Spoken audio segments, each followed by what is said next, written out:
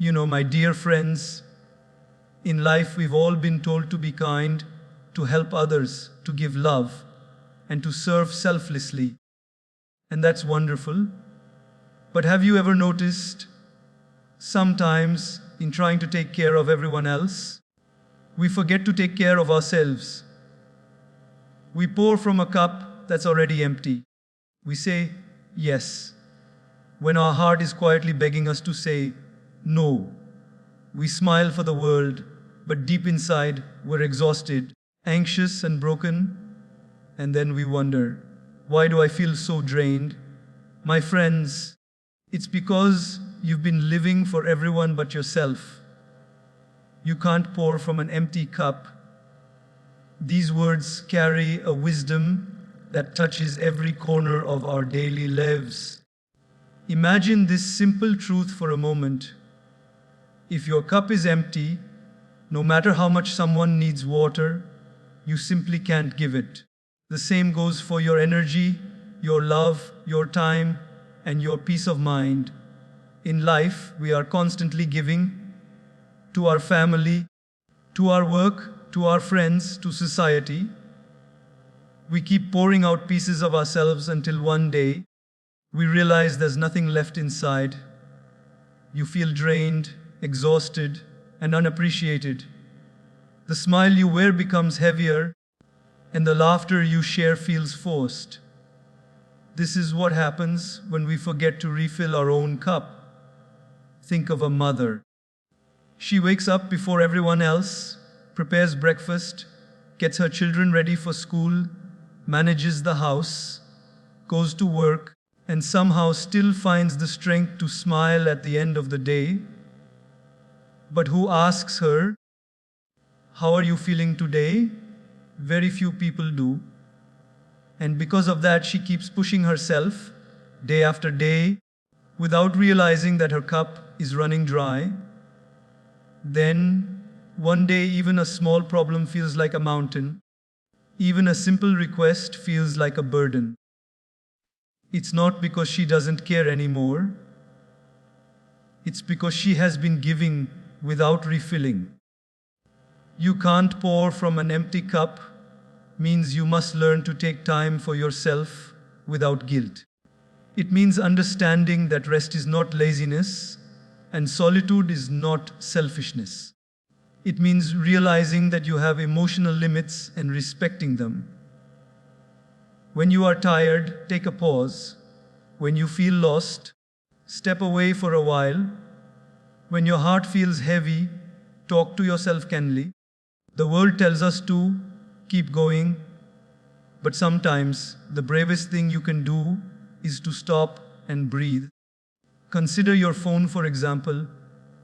When the battery is low, what do? You don't throw the phone away, you charge it. You let it rest for a while so it can function properly again. Now imagine if you kept using it even at 1%, ignoring every warning, every red battery sign, what would happen?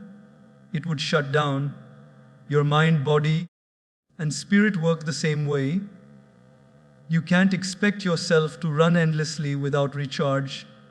You must learn to pause, reflect, and recharge your inner energy. You must learn to say, "I need time to fill my cup again." Another example, think of a teacher who spends her days inspiring students, encouraging them to dream, and guiding them through challenges. She gives so much wisdom, compassion, and patience.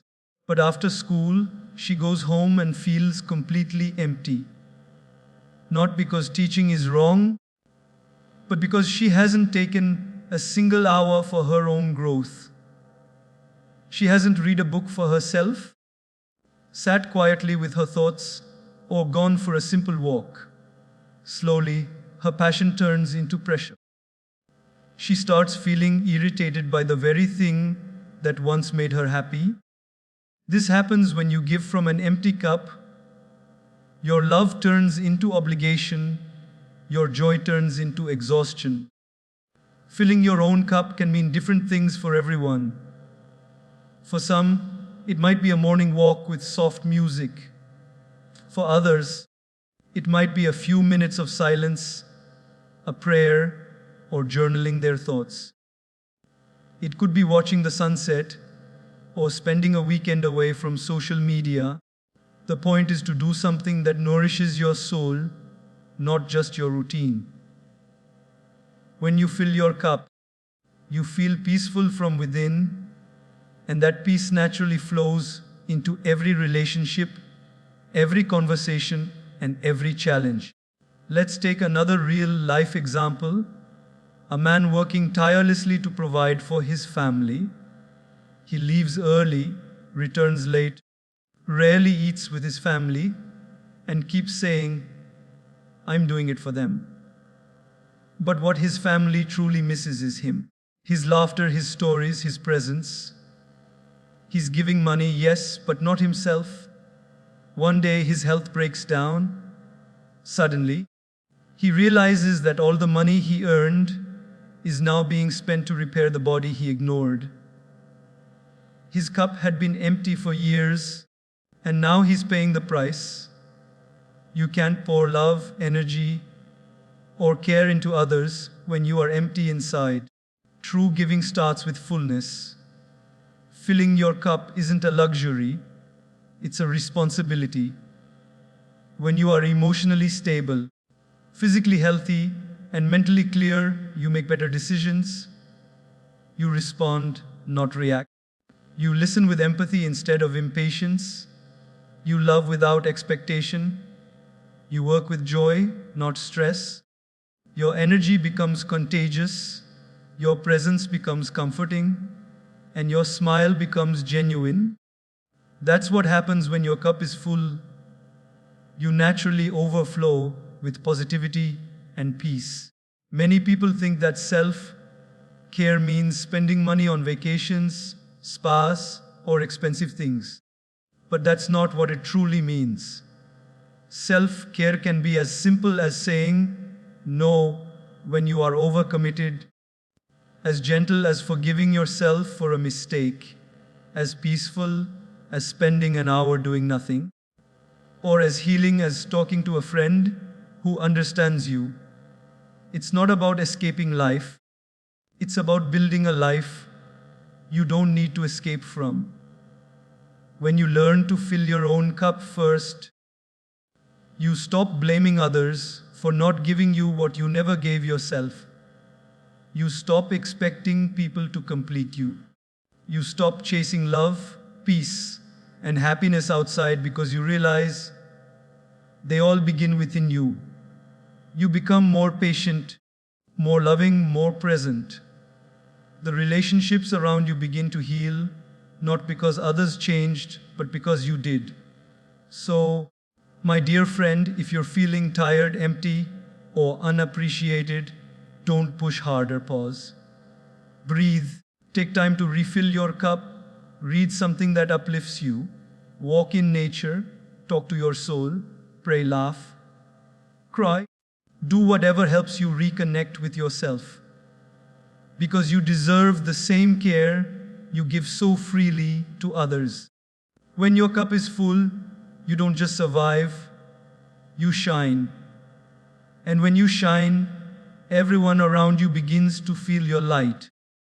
That's the power of taking care of yourself first.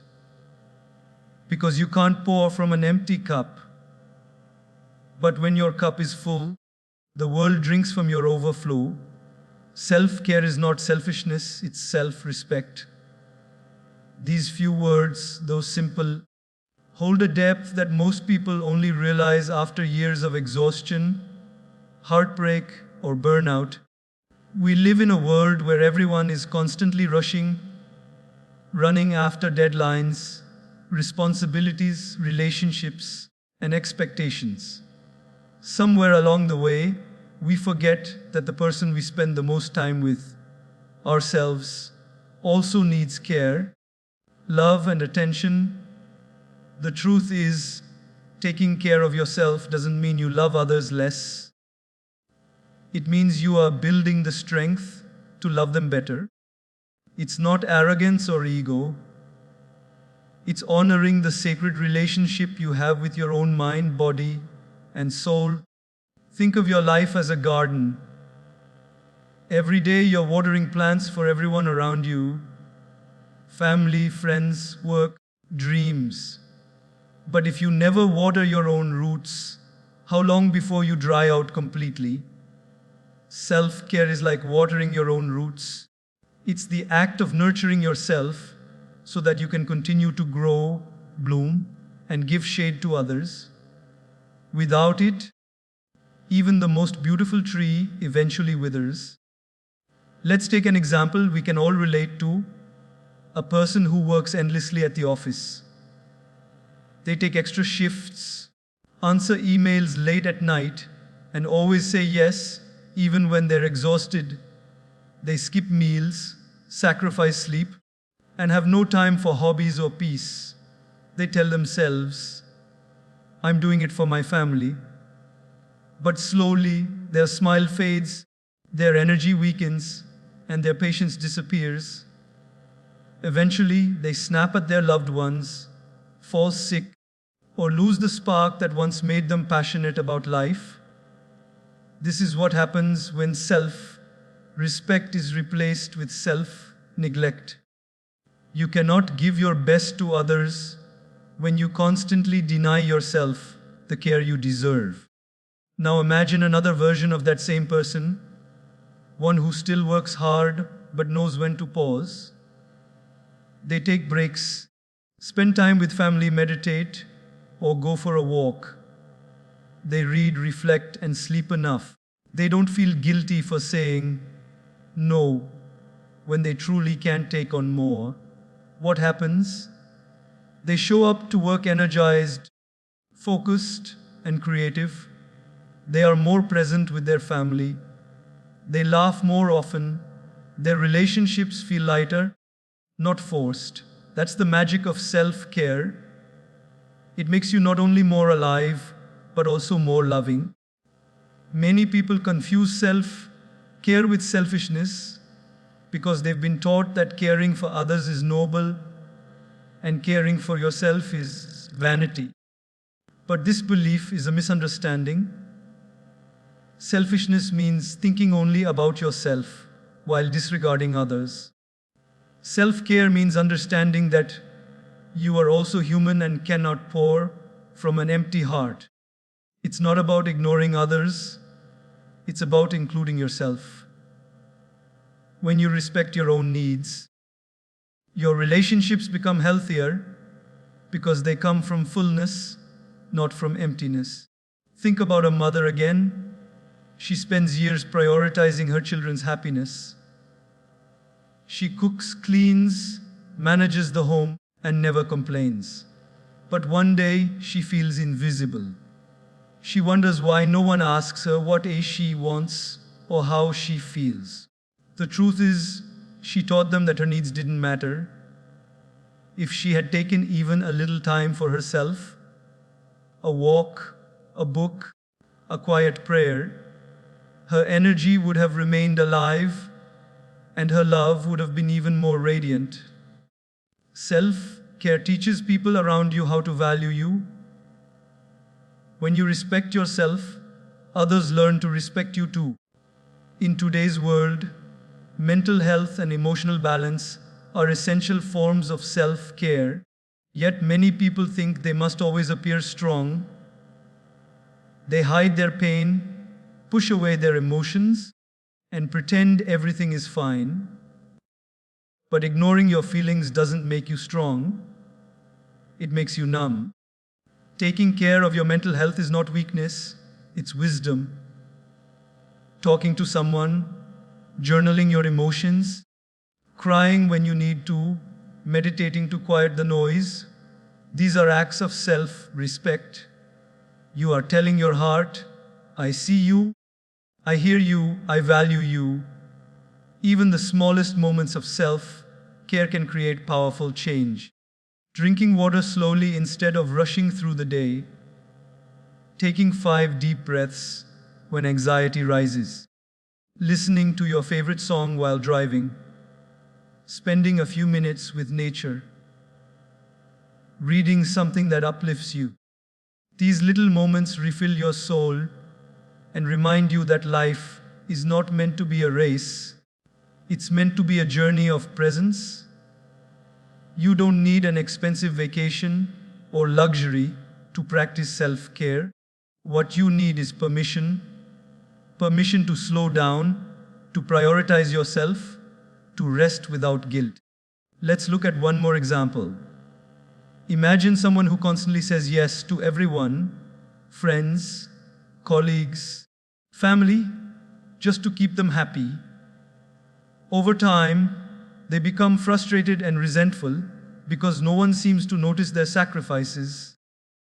But when they start setting boundaries, something changes. They begin to feel lighter. They realize that saying no doesn't make them bad, it makes them honest. That's also self-care. It's understanding that your time, energy, and peace are precious, and not everyone deserves unlimited access to them. Respect yourself enough to choose peace over people-pleasing. When you make self-care a daily habit, you start walking differently. Your energy becomes calm but powerful. You stop chasing validation because you already validate yourself. You stop begging for love because you already love yourself enough to wait for what you deserve. You begin to attract better relationships, opportunities, and experiences because your energy shifts from desperation to contentment. The world reflects how you treat yourself. So when you treat yourself with kindness, the world responds with grace. Remember, my friend, self-care is not a luxury for when you have time, it's a necessity for when you don't. The more you care for yourself, the more effective you become in caring for others. Your strength grows, your patience deepens, and your joy expands. Self-care gives you clarity in confusion, calmness in chaos, and confidence in uncertainty. It reconnects you with your inner self, the quiet voice that says, "You are enough." So from today, don't wait for a breakdown to realize your worth. Don't wait for people to appreciate you before you appreciate yourself.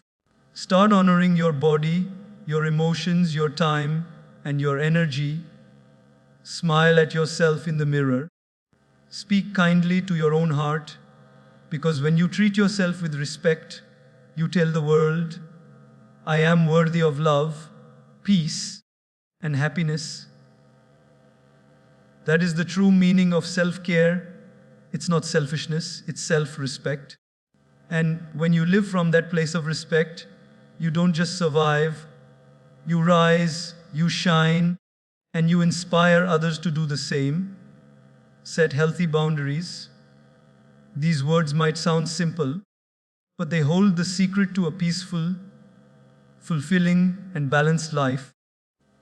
So many people today are exhausted not because they are doing too much, but because they are doing too much for everyone else and nothing for themselves. They are drained not by work alone, but by the endless need to please others, to be liked, to be accepted. Boundaries are not walls, they are the invisible lines that protect your energy, your peace, and your dignity. They tell the world what you will and will not allow. Without them, you end up giving your time, energy, and love to people and situations that drain your spirit and leave you feeling empty. Imagine your life as a house. If you never lock your door, anyone can walk in. Some bring flowers, but others bring dirt. Boundaries are that door. They don't keep everyone out. They help you choose who and what you allow inside. Without them, your mind becomes cluttered, your emotions become confused, and your purpose becomes lost in trying to please others. Many people say yes, even when every part of their heart screams no. They smile to keep peace, even when it costs them their own. But peace bought at the price of self-respect is not peace. It's quiet suffering. Let's take an example. A woman who always helps her friends. She listens to their problems, lends them money, cancels her plans to comfort them, and sacrifices her sleep to make sure everyone around her is okay. She's known as the kind one, but slowly she starts feeling tired and unnoticed. One day, when she needs help, everyone is suddenly busy. That's the moment she realizes she has built relationships where she is always giving but rarely receiving. Not because others are bad, but because she never set the boundary that her time and emotions also have value. When you teach people that your availability is endless, they stop seeing it as a gift and start treating it as an expectation. Setting boundaries means learning to protect your peace before it's too late. It's not about being rude, it's about being clear. You can love someone deeply and still say, I need some time for myself. You can care about your job and still say, I can't take on more work right now. You can respect your family and still say, please don't speak to me that way. Boundaries are not selfishness. They are self-respect in action. They are the way you teach the world how to treat you. Consider another everyday example. A person who is constantly checking work emails, even during dinner, replying to messages at midnight, and feeling anxious whenever the phone rings. They think they are being responsible, but what they are really doing is allowing work to invade their peace. If they had a boundary, after 8 p.m., I don't respond to work calls unless it's an emergency, they would not only sleep better, but also perform better the next day.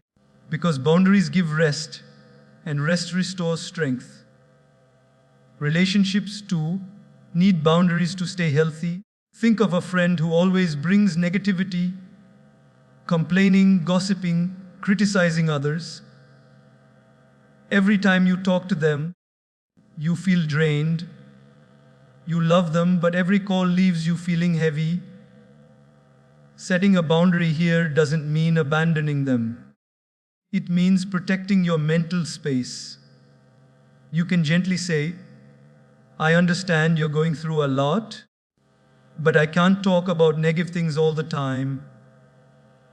Let's focus on solutions or lighter topics. That's love with wisdom. That's compassion with clarity.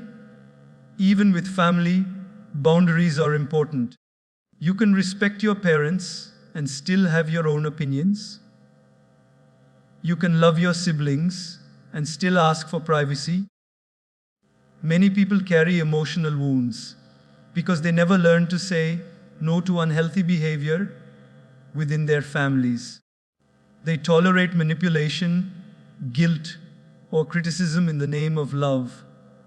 But real love never demands that you lose yourself. When you set boundaries, you are not rejecting people. You are rejecting the patterns that hurt your soul. Boundaries also apply to how we treat ourselves. Sometimes we are our own worst enemy. We stay up too late, overthink, procrastinate, and push ourselves too hard. Setting a boundary with yourself might mean saying, I will not check social media after 10 p.m. or I will not overthink things I can't control. These personal boundaries protect your mind from unnecessary noise.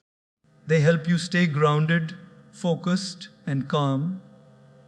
There's also the spiritual side of boundaries. When you say no to negativity, gossip, comparison, and judgment, you are saying yes to peace, growth, and gratitude. You are choosing the quality of your inner world. You can't control who enters your life, but you can control what energy you allow to stay. Boundaries are like the filter that keeps your soul clean and your heart clear. Many people fear setting boundaries because they don't want to upset others. They fear being called selfish, rude, or difficult.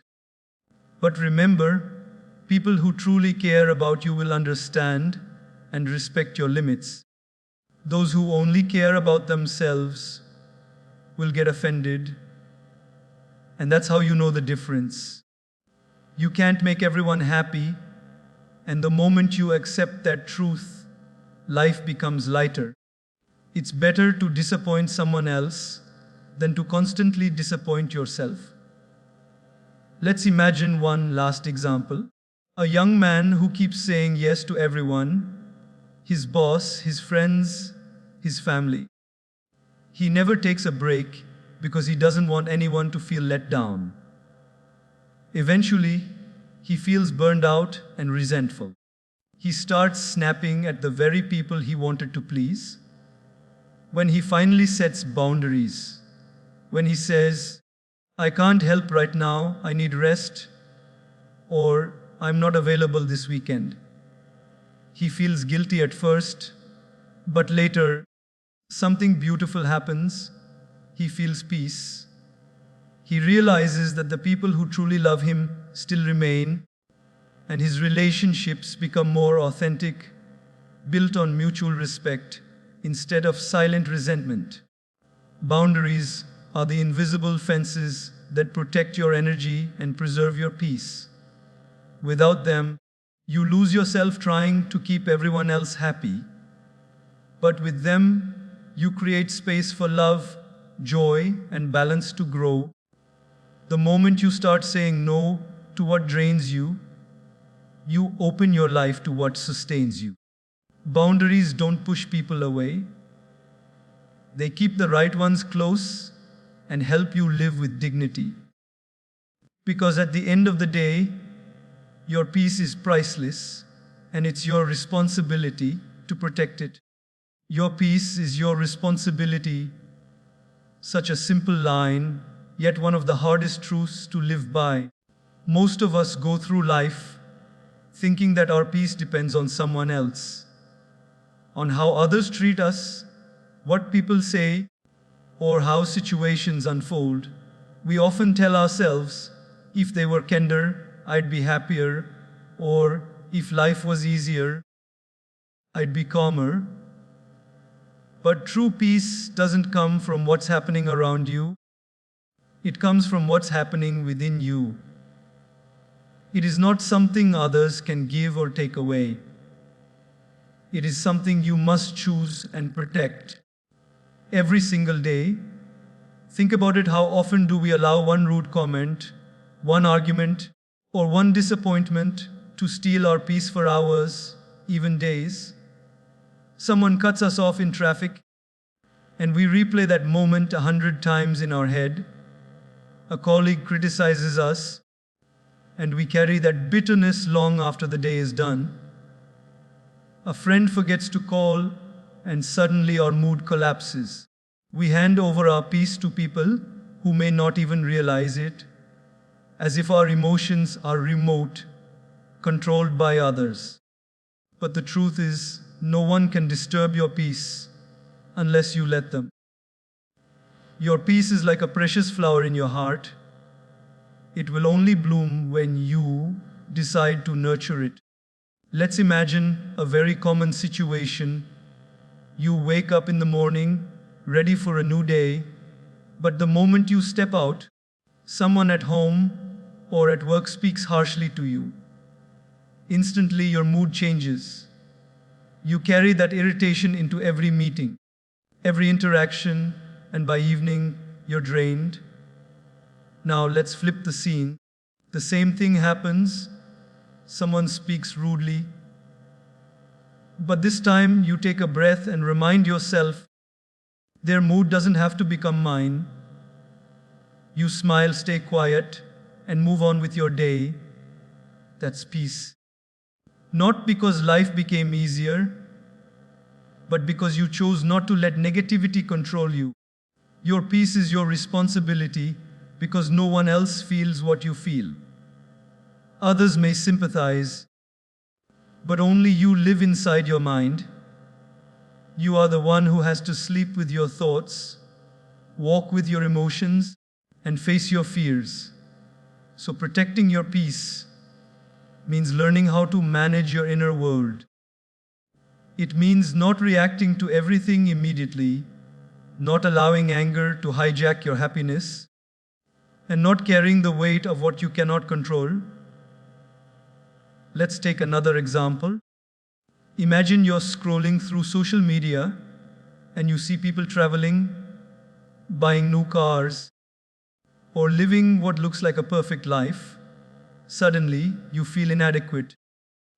You start comparing your reality with someone else's highlight reel. You lose your peace because you've forgotten that comparison is the thief of joy. The moment you start measuring your life against others, you start losing touch with your own blessings. Protecting your peace means reminding yourself, I am not in a race. My story is unfolding in its own beautiful time. When you learn to celebrate your own journey without comparison, peace becomes your natural state. Many people believe peace means silence, a life without problems or noise. But peace is not the absence of problems. It is the ability to stay calm despite them. Life will always test you through people, circumstances, losses, and unexpected challenges. You cannot control what others do, but you can always control how you respond. That's where your power lies. You can either react in anger or respond with understanding. You can either feed your anxiety or nurture your calm. Every situation gives you two choices, chaos or peace. The one you choose becomes your reality. There's a story of a monk who was once insulted by a man on the street. The monk simply smiled and continued walking. The man shouted, "Are you deaf? Can't you hear me?" The monk said gently, "I heard you, but I choose not to take your words into my heart." The man was speechless. The monk explained, "If someone offers you a gift and you don't accept it, who does the gift belong to? The giver. In the same way, if someone offers you anger or insult and you don't accept it, it stays with them. That is the essence of peace. It's not about avoiding the storm, but remaining still within it. Sometimes the greatest battle for peace is the one inside your own mind. Overthinking, guilt, regret, and fear are the biggest thieves of peace. We keep replaying old mistakes or worrying about things that haven't even happened yet. We live everywhere except in the present moment. True peace begins when you forgive yourself, let go of what you can't change, and trust that life is unfolding exactly as it should. You can't control every event, but you can control your attitude towards it. When you stop fighting reality and start flowing with it, peace naturally returns. Let's think of another simple moment. You're sitting in a park watching children play. They laugh, fall, get up, and laugh again. They don't hold grudges or overthink. They live completely in the now.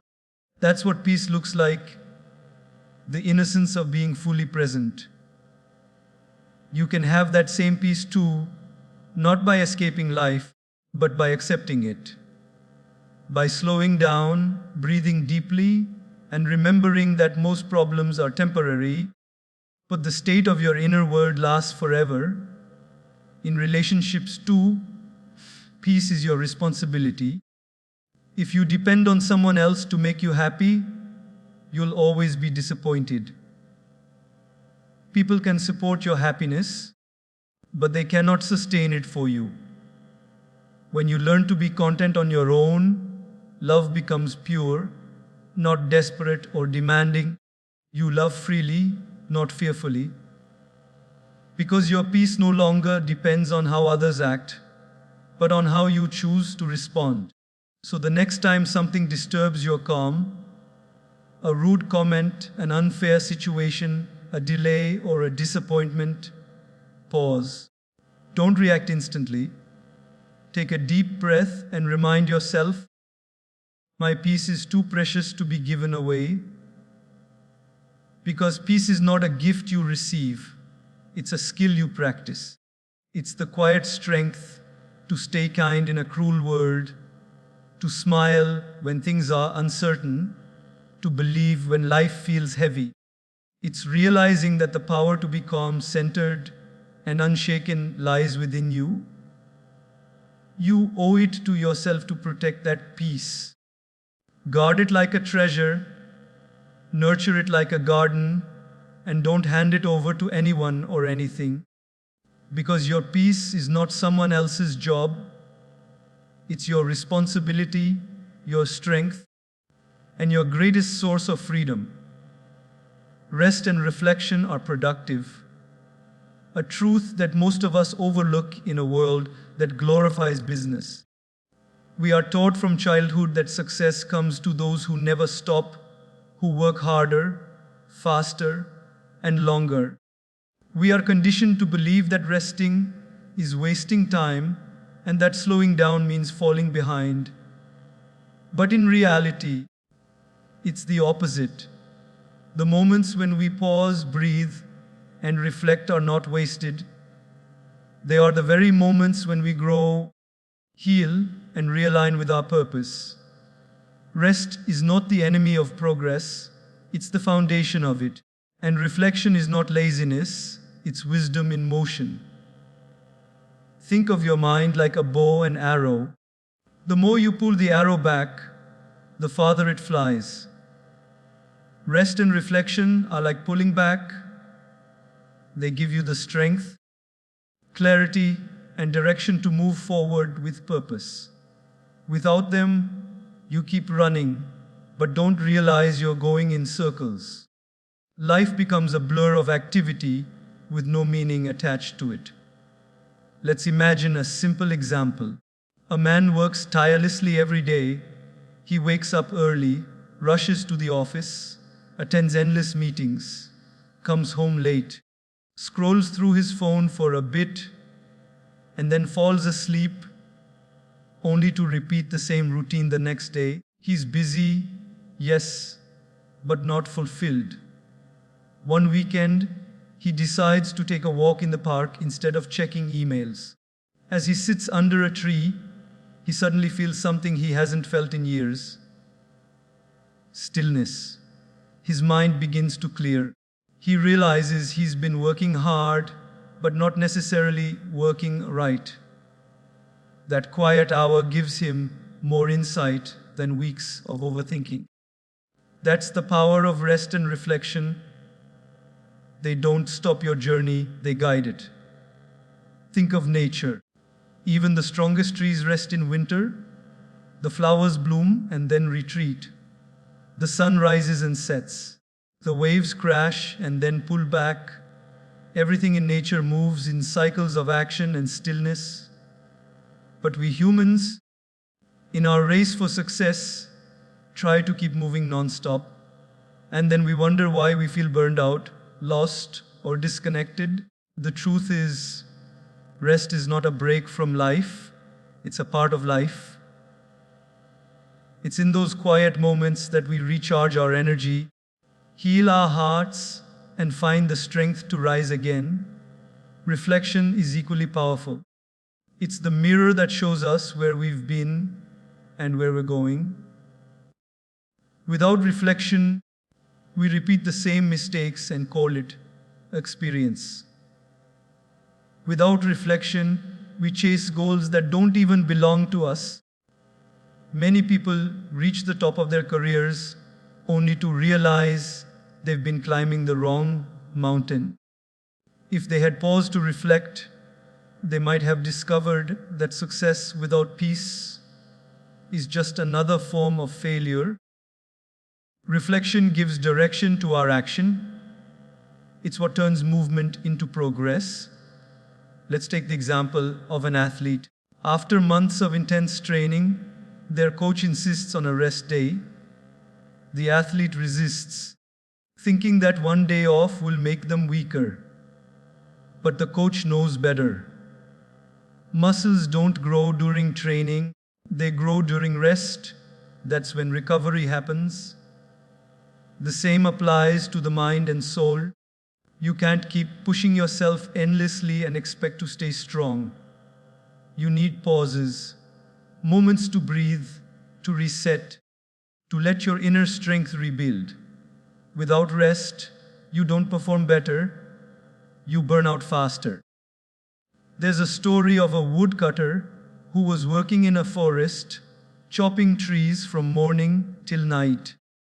Another man watched him and noticed that his axe was becoming blunt, yet he never stopped to sharpen it. Finally, the observer asked, "Why don't you take a break to sharpen your axe? You'll cut faster."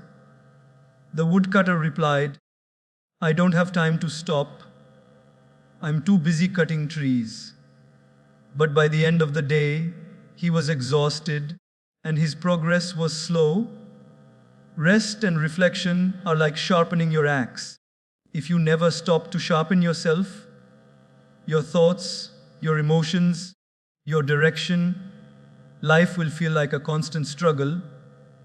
In today's world, even rest has become noisy.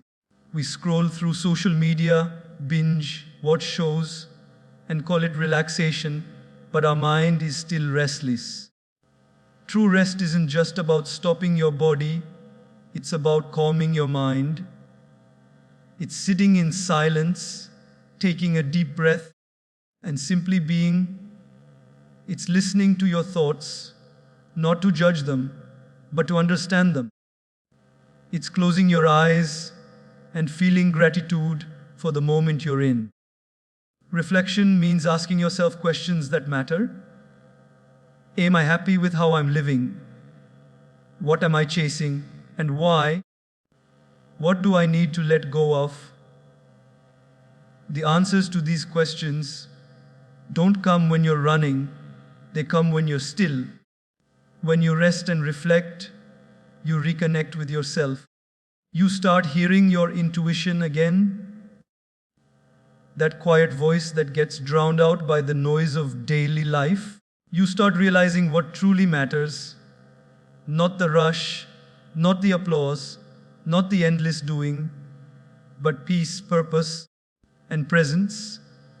You begin to notice the little joys again, the morning sunlight, the laughter of a loved one, the sound of rain. That's what rest does. It restores your sense of wonder. It reminds you that life is not just about surviving, it's about living. How even machines need maintenance, even phones need recharging. So why do we think we can run endlessly without rest? Many people wait until they collapse before they realize the importance of slowing down. But rest isn't a sign of weakness, it's a mark of wisdom.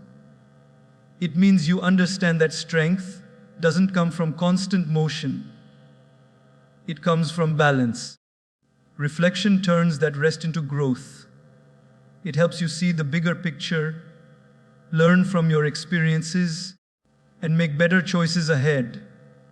So, my friend, don't feel guilty for pausing. Don't feel unproductive for resting. Taking time to rest and reflect doesn't mean you're falling behind. It means you're realigning with where you're truly meant to go. Rest when you're tired. Breathe when life feels heavy. Reflect when your mind is cluttered, because sometimes the most powerful step you can take forward is a step back to see things clearly. When you give yourself permission to pause, life gives you the strength to move ahead with greater purpose. Rest and reflection are not time lost. They are time invested in your peace, clarity, and future. Setting boundaries is one of the greatest acts of self-respect. It's not about shutting people out. It's about protecting your peace. In a world where everyone seems to demand a piece of your time, energy, and attention, learning to say no isn't selfish, it's sacred. It's saying, I value myself enough to not let others drain me. Yet, most people struggle with boundaries because they confuse kindness with pleasing everyone. They think being good means being available to all at all times. But the truth is, when you say yes to everything, you eventually lose yourself in the noise of everyone else's needs. Imagine your mind and heart as a beautiful garden. You plant seeds of love, creativity, and joy there. But if you allow anyone to walk in freely, some will appreciate it, but others will trample on your flowers, leaving behind chaos. Boundaries are like the fence that keeps your garden safe. They don't stop you from sharing your beauty. They simply ensure that what's precious inside isn't destroyed. Without that fence, even the most vibrant garden eventually turns barren. We often fear that setting boundaries will make others dislike us or call us selfish. But think about this. When you constantly say yes to things you don't want to do, resentment begins to grow. You start feeling tired, unappreciated, and disconnected. You begin to lose enthusiasm for life. You're not being kind. You're silently hurting yourself. Real kindness begins when you're kind to yourself first. When you fill your own cup, you can pour into others without running dry. Saying no doesn't mean you don't care. It means you care enough to give your best only when you truly can. Let's take a simple daily life example. A woman named Ananya was known for always helping everyone, her friends, colleagues, and family. People loved her because she never refused anyone. But over time, she started feeling exhausted. Her weekends were filled with doing favors. Her evenings were packed with others' problems. And she never had time to rest. One day, her body gave up. She fell sick, both physically and mentally. It was then she realized that constantly saying yes to others had meant saying no to herself. She began to change. She started declining unnecessary commitments politely. She made time to rest, and she spent more moments doing what nourished her soul. At first, some people didn't understand, but eventually they respected her more. Why? Because when she respected her own boundaries, others began to as well. Boundaries are not walls, they are bridges with gates. You can open them when you choose, and you can close them when you must. They are not built from arrogance, they are built from awareness. Awareness that not every demand deserves your attention, and not every relationship deserves unlimited access to your energy. When you fail to set boundaries, you teach people that your time and emotions are free to take, and they will, often without even realizing it. But when you draw a line with love, you teach people how to treat you with respect. Even the most compassionate souls need boundaries. Take the example of doctors or therapists. Their work is all about helping others, yet they have clear boundaries. Consultation hours, limits on emotional involvement, and space for their own healing. Why? Because they know that to serve others effectively, they must protect their own peace. If even healers need boundaries, why should you feel guilty about setting yours? Boundaries also exist in nature. The ocean never crosses the shore without a reason. The sun rises and sets on time. It doesn't stay longer because the world needs more light. Even trees don't overextend their branches beyond what they can hold.